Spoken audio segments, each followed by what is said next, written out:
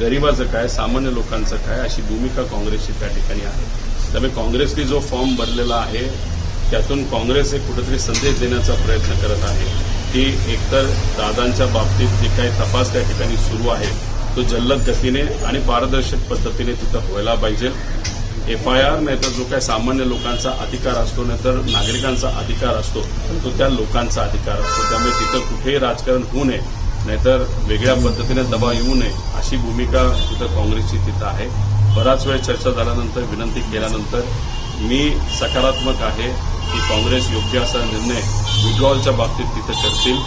वरिष्ठांशी नक्कीच सपकाळ साहेब त्या ठिकाणी बोलतील. शेवटी तो पक्ष वेगळा आहे, धोरणं त्यांची वेगळी आहेत, प्रोसेस त्यांची वेगळी असेल. त्यामुळे सगळ्या प्रोसेसच्या माध्यमातून सर्व नेत्यांशी बोलून वरिष्ठांशी बोलून योग्य आणि सकारात्मक निर्णय ते घेतील असं मला तरी वाटतं. काही दिवसांपूर्वी पारकरनं जे स्टेटमेंट गेलं होतं ते स्टेटमेंट फार चुकीचं होतं. त्याचं खंडन सगळ्यांनीच केलं, मी सुद्धा तिथं केलं.